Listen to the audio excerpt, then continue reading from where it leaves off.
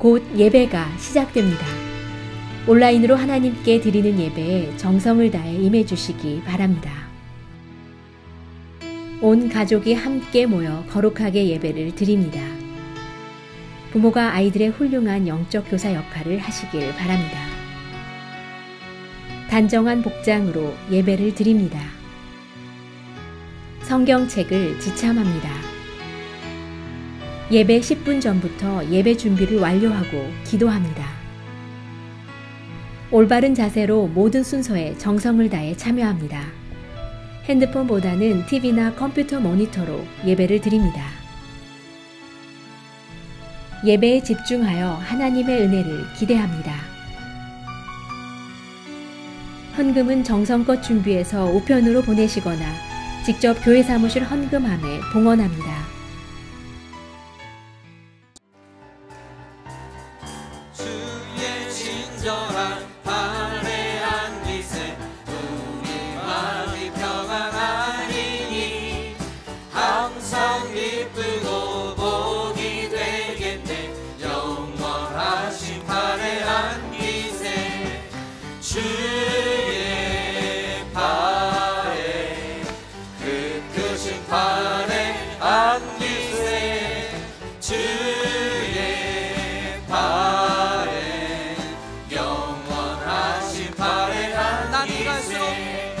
날이 갈수록 주의 사랑이 두루 광명하게 비치고 전성하는 길 편히 가리니 영원하신 팔에 안기세 주의 팔에 그 크신 팔에 안기세 주의 팔에 영원하신 팔에 안기세 주의 보좌로 나아갈 때에 기뻐 찬미 소리 외치고 겁과 두려움 없어지리니 영원하신 팔에 안기세 주의 팔에 그 크신 팔에 안기세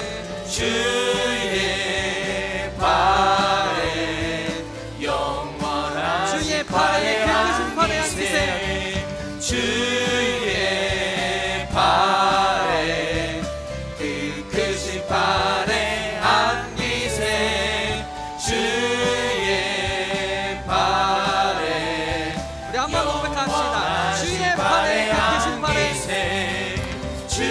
주의 팔에 그 크신 팔에 안기세 주의 팔에 영원하신 팔에 찬양하세. 사랑의 하나님, 오늘도 새날을 주시고 귀한 생명을 주셔서 새벽 예배로 주님께 기도하며 하루를 시작하게 하심을 감사드립니다. 대강절 둘째 주일을 기다리며 주님이 저희에게 오시고 삶의 주인이 되신 이 기쁨과 감격을 세상에 알리고자 하는 마음으로 참된 그리스도인이 되기를 소망합니다. 이 세상은 지금 새로운 지도자, 새로운 바이러스, 매일 들려오는 뉴스들 속에 많은 사람들이 혼란과 아픔, 어려움을 겪고 있습니다.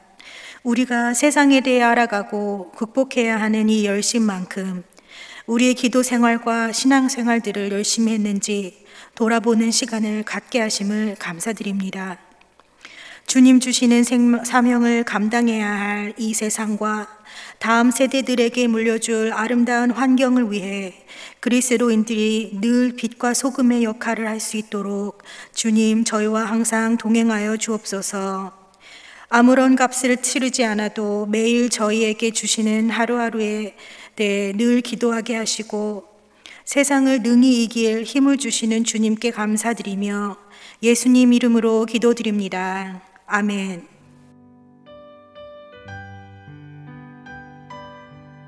오늘 우리에게 주시는 하나님의 말씀은 다니엘 11장 20절부터 35절입니다. 함께 봉독하시겠습니다.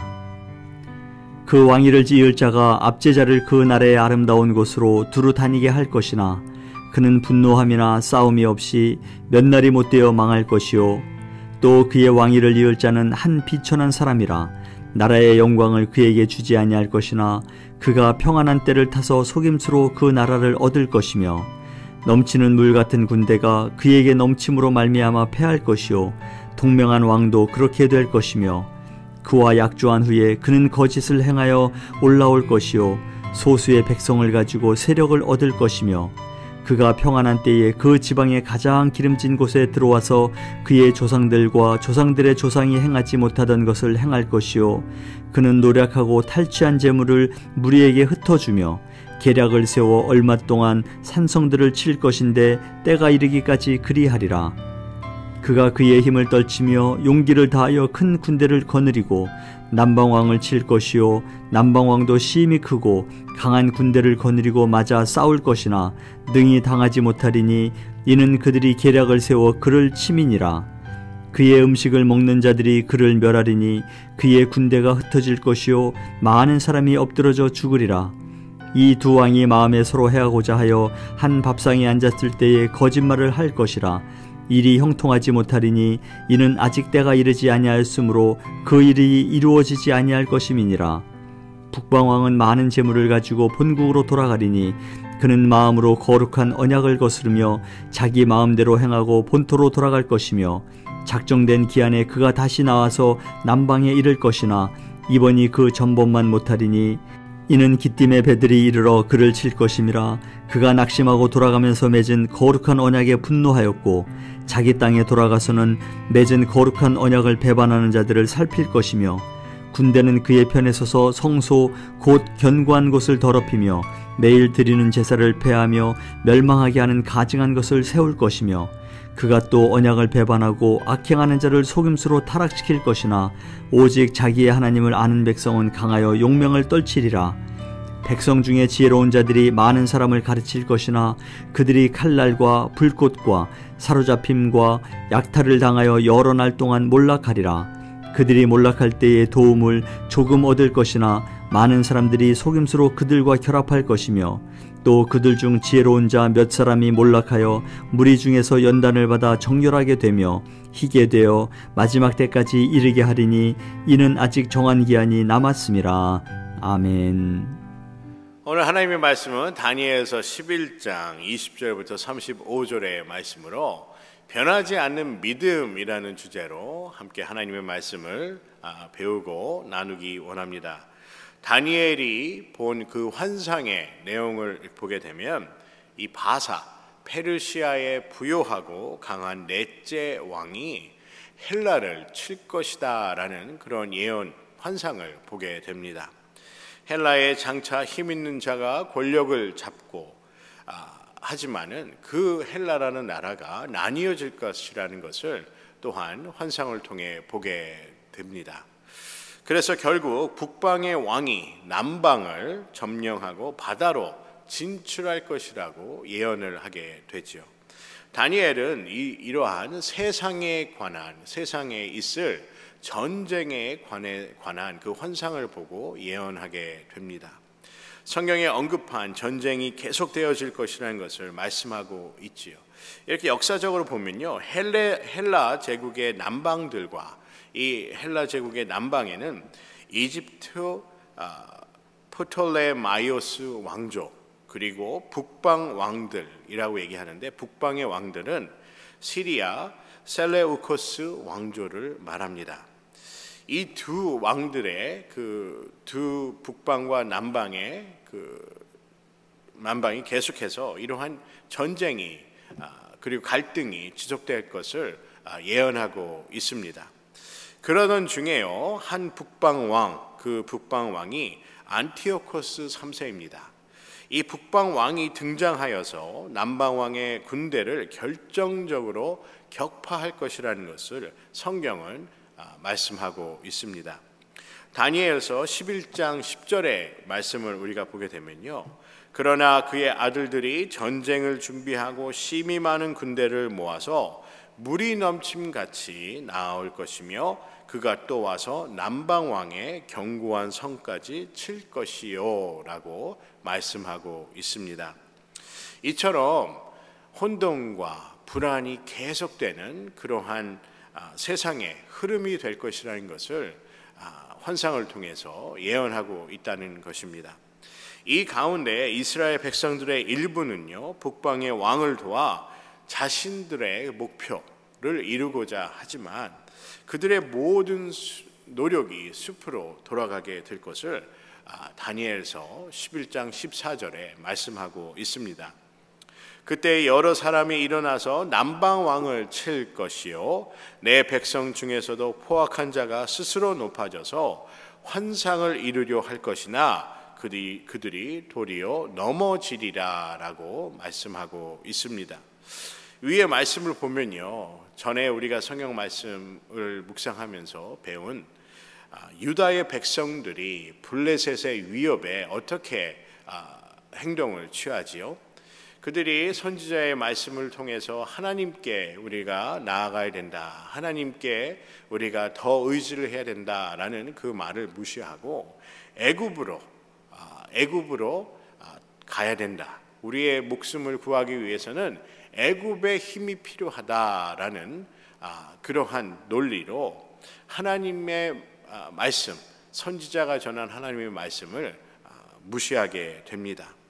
그래서 선지자의 말을 듣지 않고 애굽의 도움을 구하고자 유다를 버리고 애굽으로 도망을 가야 한다는 그들의 모습이 생각이 납니다. 참 사람이 변하기가 쉽지 않다고 생각하지요. 그런데 좋지 않은 쪽으로는 사람이 참으로 쉽게 변합니다.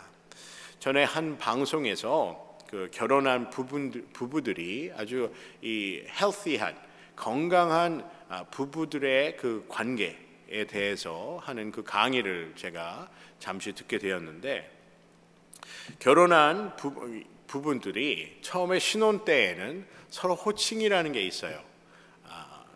자기야, 뭐 허니, 여보, 뭐 누구누구 씨, 뭐 희균 씨, 뭐 이름을 부르죠. 이름을 부르면서 존칭을 뭐 씨를 붙이면서 희균 씨, 뭐 희균 씨, 누구 씨 이렇게 존칭을 붙이게 됩니다. 그래서 신혼 때는 보통 이렇게 호칭을 사용해요. 허니, 뭐 자기야, 뭐 이런 호칭을 하는데 10년 정도 흐르게 되면 특별한 호칭을 부르지 않고 누구누구 아빠, 누구누구 엄마 이렇게 부른다고 합니다. 그런데 부부관계가 좋지 않은 그런 부부를 보면 이런 호칭이나 뭐 이런 그 허니, 자기야 이런 단어를 사용하지 않고 누구누구 아빠, 이런 누구누구 엄마만 불러줘도 진짜 땡큐 해야 된대요. 이게 부부관계가 좋지 않은 그 부부들의 그 호칭을 들어보면 주로 이런 단어를 많이 쓴다고 합니다. 인간이라는 단어를 많이 쓰죠. 여러분도 잘 아는 인간아 뭐 이런 단어를 쓰게 된다고 합니다. 이처럼 사람은 처음에 그 마음을 쉽게 잊어버리고 또 그러한 처음에 애틋하고 사랑한 그런 마음이 쉽게 변하게 된다는 것입니다. 이처럼 사람은 쉽게 이렇게 마음이 변하게 됩니다. 처음에 연애를 하고 처음에 결혼을 했을 때 얼마나 서로를 사랑하고 서로에 대한 애틋한 그런 마음이 있었겠습니까? 시간이 지나고 세월이 흐름으로 이렇게 호칭까지도 변하게 된다는 것이 어떻게 보면 우리 인간의 마음이다 라는 것을 보여주는 것 같습니다. 처음의 마음을 쉽게 잊어버린다는 것이지요. 그래서 이스라엘 백성들에게 40년 동안 하나님께서 광야에서 이스라엘 백성들에게 규례와 율법을 가르치지 않았습니까? 또 약속의 땅을 정복하고 그리고 어떻게 그곳에서 살아야 하는지까지도 하나님은 가르쳐 주셨습니다. 하나님께서 번영이라는 큰 축복을 이스라엘 백성들에게 내려주셨는데 하나님의 그 은혜를 결국에는 쉽게 잊어버리게 되어서 예루살렘이 황폐하게 되고 예루살렘의 성전이 파괴되며 또 예루살렘의 그 성전의 귀한 하나님의 소유물들이 약탈되는 그러한 역사적인 아픔을 우리가 볼 수 있습니다. 성경은 이처럼 변화라고 말씀을 합니다. 우리가 하나님의 말씀대로 변화되어서 하나님 성화되는 삶을 살아 하나님 보시기에 합당한 삶을 살라고 하나님께서는 우리에게 변화되라고 말씀합니다. 하지만 한편으로 보면요, 성경은 변하지 말아야 될 것에 대해서도 말씀하고 있습니다. 신약과 구약의 말씀을 보아도 우리의 모든 것이 하나님 보시기에 합당하게 변해야 된다고 말씀합니다. 그리고 신약과 구약의 말씀을 전체적으로 보게 되면 우리의 믿음과 신앙은 변해서는 안 된다고 말씀하고 있습니다. 하지만 우리는 때때로 청개구리처럼 하나님께서 말씀하신 것에 반대로 생각하고 행동을 할 때가 많지요. 이러한 행동은 헬라의 제국의 북방과 남방의 왕들이 서로의 영토와 주권을 위하여 전쟁을 할 때도 이스라엘 민족들은 하나님을 향해 서 있지 못하고 누구에게 붙어야 하는지, 남방에 붙어야 되는지 북방에 붙어야 되는지를 이렇게 고민하고 계산하는 모습을 보일 것이라 예언하고 있습니다. 결국에는 이 북방의 왕은요, 예루살렘을 다시 한번 침공하게 되지요. 그리고 그 북방의 왕은 기띔의 배들, 이 기띔이라는 곳은요, 서쪽에 있는 구브로의 항구 도시입니다. 이 기띔의 배들의 역공을 당해서 북방의 왕이 자기의 그 분함을 이기지 못해서 이 하나님의 성소를 더럽히게 된다는 예언을 하게 됩니다. 그래서 하나님의 성소를 더럽히고 제사를 금하게 되지만 하나님의 백성들은 이에 강하고 담대하게 저항할 것이라는 그러한 희망적인 예언도 하게 됩니다. 여러분, 하나님의 성소가 얼마나 중요한 곳입니까? 솔로몬이 지은 그 성소가 얼마나 이스라엘 민족들에게 중요한 곳이었습니까? 하나님의 그 성소는요, 거룩한 곳이기도 하지요. 하나님께서 하나님의 영이 임재하시는 곳이고 하나님이 임재하시는 곳이기도 하지만은 그 성소라는 것은 하나님과 인간이 대화하는, 소통하는 장소였습니다. 또 좀 더 역사적으로 보게 되면 이 성전이라는 것은 문화, 역사, 전통, 정치, 군사, 문화, 하여튼 모든 것의 중심이었다는 것입니다. 이스라엘의 중심은 바로 이 성소였다는 것이죠. 그런데 이 성소가 무너졌다는 것은 이스라엘의 중심이 무너졌다는 것과 같은 의미입니다. 물론 오늘 본문의 34절의 말씀에 보면요, 하나님의 백성 중에 이렇게 옳지 않음에, 그리고 성전을 지키고 예루살렘을 지키기 위해 믿음을 지키고 담대하게 저항을 하는 그러한 백성들이, 하나님의 백성들이 있는가 하면 34절의 말씀에 보면 하나님의 백성 중에 일부는 헬라의 정책에 동요하는 사람도 있을 것이라 말씀하고 있습니다. 하지만 32절의 말씀에 보면 그가 또 언약을 배반하고 악행하는 자를 속임수로 타락시킬 것이나 오직 자기의 하나님을 아는 백성은 강하여 용맹을 떨치리라 라고 말씀합니다. 여러분, 우리가 언제 강하고 담대하고 용맹할 수 있겠습니까?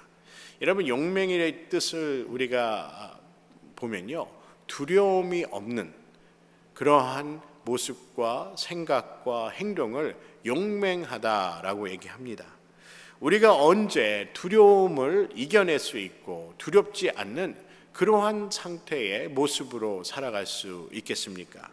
우리가 하나님을 알 때, 그리고 우리가 하나님의 백성임을 우리가 깨달을 때 우리는 담대해질 수 있다고 성경은 말씀하고 있습니다. 이렇게 혼란과 그리고 혼돈과 그리고 두려움이 공존하는 그러한 상황 속에서도 하나님을 따르는 하나님의 백성들이 담대하게 하나님의 뜻을 정하여 다니엘서에 말한 그러한 앞으로 있을 그러한 전쟁과 그리고 국가 간의 나라와 그리고 지역 간의 그러한 전쟁으로 인한 그런 혼돈과 위험 속에서도 하나님을 따르는 백성들이 있을 것이라는 그러한 희망적인 그리고 소망이 있는 예언 또한 다니엘이 환상을 통해 보게 됩니다. 여러분, 혼돈과 어려움과 불안이 우리 삶에 엄습해 올 경우가 있지요. 제가 최근에 어떠한 책을 보게 되었습니다. 그 책에 보게 되면 우리가 영어로는 anxiety라고 그러죠. 이런 두려움에 대한 그러한 반응이 우리 몸에 생기게 되는데 그 중에 하나가 바로 잠을 잘 자지 못하는 것이라 합니다. 그래서 그 책에 보면요, 왜 사람들이 잠을 자지 못하는가? 뭐 여러 이유가 있겠지요. 불면증이라는 것이 이 호르몬에 의해서 또 잠을 못 자는 경우도 있고 또 여러 이유에 의해서 불면증이 생기는 경우도 있습니다. 근데 이 책에서는요, 이 심리학 책인데 이 책을 보니까 뭐라고 얘기를 하냐면요, 사람들이 두려움을 겪을 때 잠을 자지 못한다고 합니다. 이처럼 잠을 자지 못할 때 얼마나 힘들겠습니까? 혼돈과 어려움과 불안이 엄습해 오므로 우리가 잠자지 못하고 매일같이 두려움에 있을 때 우리는 그 순간에 더욱더 하나님을 구하고 그리고 하나님의 뜻을 찾아야 될 줄 믿습니다. 그래서 그 책의 내용에 보니까요, 이렇게 두려움, anxiety가 있는 이유는 미래에 있을 지금 현재 있지도 않은 일을 미리 두려워하기 때문에 이러한 불안 증세가 있게 된다는 것입니다. 미래에 있지도 않은 일인데 우리는 벌써부터 겁을 먹고 두려워한다는 것이죠. 제가 그 중에 한 예를 보면요, 요즘 우리가 코비드-19으로 많이 어려움에 있지 않습니까? 경제적인 면도 그렇고 정치적인 면도 그렇고 뭐 외교적인 문제도 그렇고 또한 이 문제는요, 그냥 국가의 문제만 아니라 우리 개인의 문제이기도 합니다. 이 코비드-19이 우리에게 참으로 큰 영향을 미치고 있습니다. 그래서 어떤 사람들은요, 뭐 저도 가끔 그런 것 같아요. 좀 기침을 한다던가 좀 약간 열이 있는 것 같으면 내가 이 코비드-19에 감염이 된 게 아닌가라는 걱정과 두려움을 갖게 돼요. 앞으로 있지도 않는 일을 우리가 먼저 걱정한다는 것입니다. 그리고 코비드-19 이 순간에 내가 코비드-19에 걸리면 어떡하지? 이런 두려움에 사로잡혀서 사는 경우도 있지 않습니까? 우리가 더욱더 방역에 충실하고 우리가 더욱더 관심을 갖고 방역에 신경을 쓰고 그리고 우리가 건강한 생활을 유지하기 위해서 노력할 때 그리고 하나님께 우리가 신앙적으로 바로 서 있을 때 바로 서는 그러한 신앙생활을 할 때 우리가 더욱더 건강해지고 우리가 갖고 있는 이 건강을 잘 유지할 수 있으리라 생각이 됩니다. 성경에 말씀한 이러한 혼돈은 하나님의 백성들에게 연단의 시간이 될 것이라 라고도 35절에 말씀하고 있습니다. 또 그들 중 지혜로운 자 몇 사람이 몰락하여 무리 중에서 연단을 받아 정결하게 되며 희게 되어 마지막 때까지 이르게 하리니 이는 아직 정한 기한이 남았습니다 라고 말씀합니다.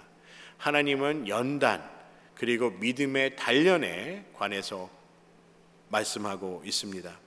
성경은 믿음이 연단을 받는다고 말씀합니다. 다시 얘기하면 성경은 믿음이 단련된다고 말씀한다는 것이죠. 믿음은 우리에게 주시는 하나님의 귀한 선물이지만 이 믿음을 단련하여야 한다고 말씀합니다. 이 믿음을 단련하기 위해서 하나님은 때때로 우리에게 연단을 허락하여 주십니다. 연단이라는 단어는요, 불순물을 제거하여 순수한 금속을 만드는 과정이 바로 이 연단이라는 단어입니다. 여러분도 아시는 것처럼 불순물을 제거하기 위해서 하나님의 백성들을 바벨론의 포로로 잡혀가게 하며 70년 동안 그들이 포로 생활을 하게 하지요. 그리고 그들을 다시 예루살렘으로 돌아올 수 있도록 하나님께서는 길을 열어주십니다. 하나님을 왜 섬겨야 되는지 그들이 70년 포로 생활 그리고 적국의 위험 속에서 살면서 그들은 깨달았을 것입니다. 왜 하나님을 섬겨야 하는지, 왜 하나님을 따라야 되는지에 대한 깨달음과 연단이 있었다는 것입니다. 그들의 하나님 앞에 바로 서게 하기 위하여, 깨닫게 하기 위해서 하나님은 그들을 연단시키셨습니다. 이러한 상황 속에도 하나님은 유다의 그 포로로 잡혀온 다니엘을 하나님의 롤 모델로 삼아서 하나님의 뜻을 정한 사람은 어떠한 상황에서도 축복하여 주시고 존귀하게 쓰임받게 하신다는 것을 오늘 다니엘서를 통해서, 전체를 통해서 우리가 배울 수 있습니다. 하나님께서 다니엘의 새 나라가 멸망하고도, 그리고 그 새 나라가 다시 세워지는 그 순간에서도, 과정에서도 다니엘을 존귀한 자리에 있게 하고, 그리고 다니엘과 함께 다니엘이 섬긴 그 왕들도 다니엘이 믿는 하나님을 경외하고 찬양하는 그러한 모습을 보게 됩니다. 그래서 포로로 잡혀있던 하나님의 백성들이 이것을 보면서 하나님이 참 하나님이시라라는 것을 이 다니엘의 삶을 통해서 볼 수 있었을 것입니다.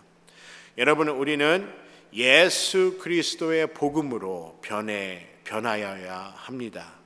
그리고 그 변화됨을 지켜야 합니다. 하나님은 귀한 변화를 지키는 법에 관하여 우리에게 가르쳐 주셨습니다. 귀한 변화는요, 우리가 믿음을 지킬 수 있는 그 방법이 무엇일까요? 바로 회개입니다. 우리는 회개를 통하여 하나님께서 주신 믿음을 지킬 수 있습니다. 이스라엘 백성들이, 유다의 백성들이 선지자의 말씀을 듣고 뉘우쳐서 하나님의 말씀을 듣지 않는 교만에서 돌아섰다면, 회개하고 돌아섰다면 그들은 포로가 되는 그러한 삶이 아니라 누리는, 다스리는 민족의 삶을 살았을 것입니다.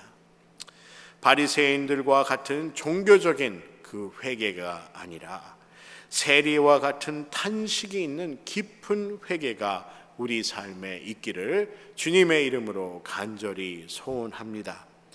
우리는 회복을 갈망하지요. 회복은 원상태로 돌아가는 것입니다. 우리가 원상태로 돌아가기 위해, 우리가 회복되기 위해서는 회개가 필요합니다. 성경은 하나님께서 이스라엘 백성들을 회복시키기 위하여 모든 방법을 사용하였습니다. 끝까지 그들은 다시 죄인의 자리로 돌아가는 모습을 이스라엘 역사를 통해서 우리가 볼 수가 있지요. 그래서 하나님의 아들을 이 땅에 보내셔서 인간의 모습으로 우리 곁에 오시게 하였습니다. 그리고 그를 통해 하나님을 믿게 하였지요. 예수 그리스도를 통해서 우리는 하나님을 믿게, 하나님께서 그 길을 열어주셨다는 것입니다. 그럼에도 불구하고 우리가 신약의 말씀을 보면요, 사람들은, 유대인들은, 대제사장들은 예수 그리스도가 메시아임을 믿지 않았습니다. 여러분, 믿음이 무엇일까요? 믿음은 하나님을 알아보는 것입니다. 자식이 아버지를, 부모를, 어머니를 알아보듯이 하나님을 알아보는 것, 이것이 바로 믿음이 아니겠습니까? 아버지가, 어머니가 내 자식이 나를 알아보는 것에 대해서, 내 자녀들이 나를 알아보는 것에 대해서 얼마나 기쁘겠습니까? 하나님을 알아보는 것, 그리고 하나님이 우리의 아버지임을 깨닫고 마음을 다하여, 뜻을 다하여, 힘을 다하여, 그리고 말씀을 따르는 것, 하나님을 따르는 것이 바로 저는 믿음이라 생각이 됩니다. 사랑하는 성도 여러분, 오늘 말씀을 통해서 오늘 여러 좋은 말씀을 우리가 함께 배우고 묵상하였습니다. 우리는 어떠한 상황과 변화에도 흔들리지 않는 믿음과 그리고 1.1획도 틀리지 않는 하나님의 말씀을 지키는 신앙의 여정이 되시기를 주님의 이름으로 간절히 소원합니다.